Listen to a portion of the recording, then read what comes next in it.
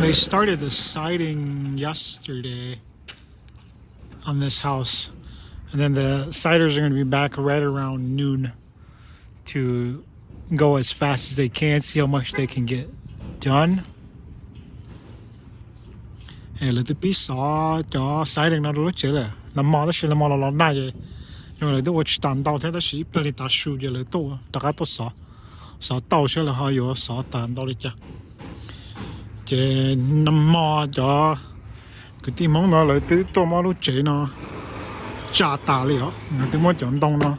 炸大炸大，當你攞拿住嚟我知道好亂嗰種啫，嚟都攞麼就好亂，我跌大炸大，即咗不透明咯都，大家都傾嚟就好亂，我就解氣上到啦。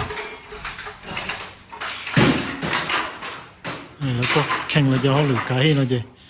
กติมองเราตัวสอจันต้องนัดตาเลยล่ะ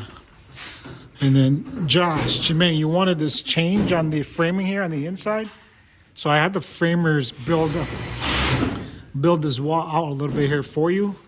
so now you should be able to just pop your electrical box right in there. This is the basement bed number 1. Yeah.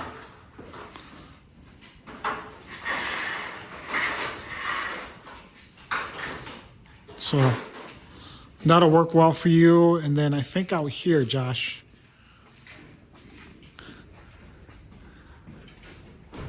I think that they spread that out a little bit here as well for you. So hopefully that'll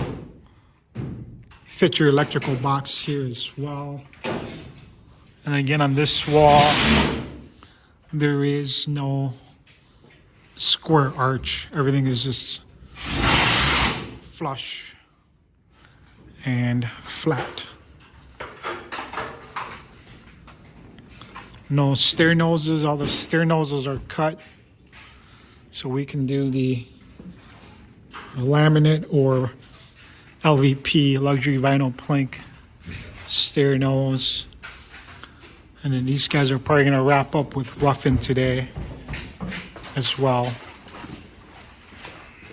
And then plumbing has their rough-in inspection next week. And then after that, electrical can come in and do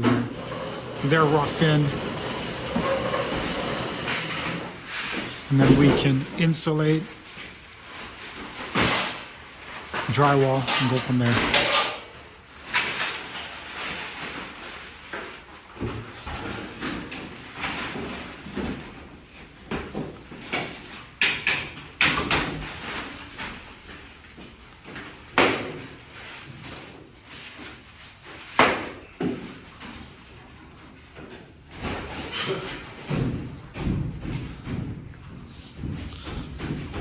Chỉnh trốn đông sỉnh đâu chơi nào cả nào thế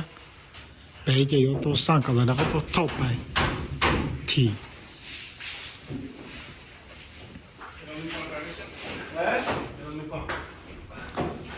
trong kinh nghiệm là bột tả lì thôi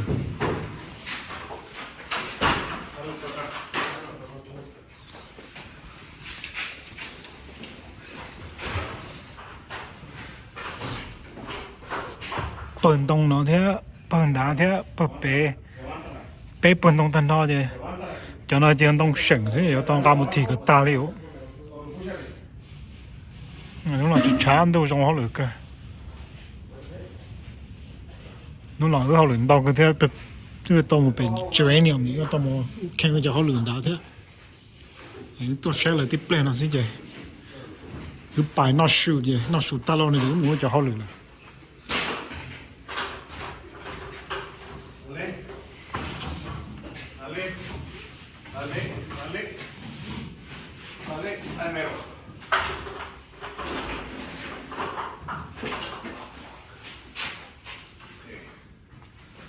bài lo nhớ là tất cầuเลยchứ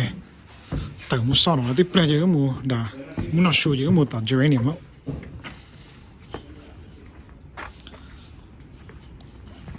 sẽ chọn nông là bắt đầu mất chia giờ cho lấy chia rồi nó chỉ thịt tao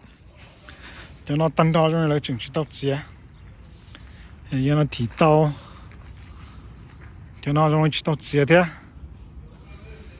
chỉ nó là trong này chỉ tao xé tất xí mà cho nên rõ nó cho tàu cho nó trong này ở bên tu là mất xé à, thì chỉ tao bắt chơi rồi.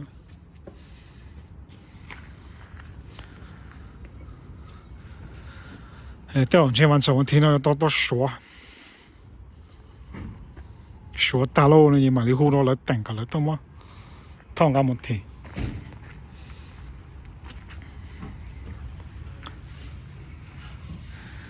ชัวลูกทองนั้นเด่นก็จะตักกินนักกีเจจะพลัมมาลิต้องว่าคอห่อโดยจะมาลิตัวโตเลยจะการเด่นจัวเลี้ยเราตาจะเลยจะหรือตาเท่า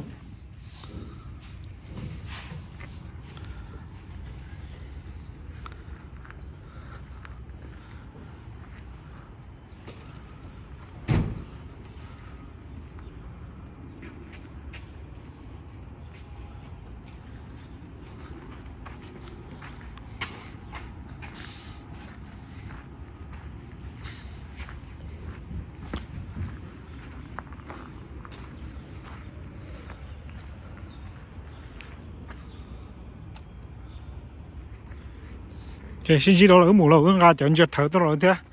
我多烧些了，我就好了，那再加啥，这里加是就有摆了。我老早被geranium嘛，他那，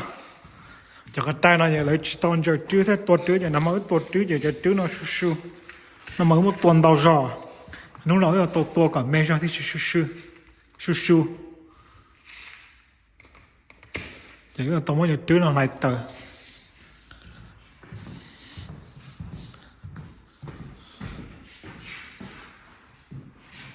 ，cho nên chân đông rồi đó, nhà thầu có cha tao cái tan thọ rồi, nhà có tao còn là muốn võ sao đây sao tao chỉ võ này chứ, nhà có cha nhà tới lúc sau là lon na này chứ, nửa sau na là cho họ chế nung tú rồi cho chân đông này chứ, để chân tu này đấy. chân đuôi là sĩ chùa một sĩ tư sinh bò nó này chứ nửa bên sưu to à thằng nửa sưu này chứ có tao mất chia là cái chỉ mất chia lên nằm ở chia đó này chứ thằng có bò cho chân đông đó cho hardwood floor là sĩ làm này là sĩ LVP cho luxury vinyl plank đó này chứ nửa chỉ trồng cao thế nửa chỉ sử dụng thế nửa chỉ tia này à chứ cái giờ tao mất chia chân đuôi nó còn nửa tia tụi cái bò tao thì trồng cao mà so cho chế này chỉ nhon giống như từ sáng chia bắt đầu做chia này chỉ có tàu vỏ cho đủ chế số cả sai tàu chỉ nó là sa khổng tua cho nó cho closet door có trong đồ cho không đồ khăn giờ cho nên cho có trong gạo nó cho không bự không nanแต่เตรียมมาเก่าอีรู้แล้วเชื่อ说一二八包起到下一脚เก่าจะตรงนี้เก่ารู้สึกใช่一二八包起到下一脚เก่ารู้สึกเดี๋ยวแต่อีรู้จะ找呢นะ一二八包起到下一脚เก่า missing อีรู้ใช่โอ้ยังต่อเนี่ยนี่ไม่นะชิบปอcho nó cho tàu pha cho trim ở lúc tàu vị ở lúc vẹn này đi cho chân cháu lúc chết chân cho té nó xa to ít lúc cha rồi thì trong này cũng chỉ tàu san ở lúc lọ nè nó mà ít lúc lọ nữa chỉ lúc mẹ nó chỉ là xa ít lúc lọ ở lúc lọ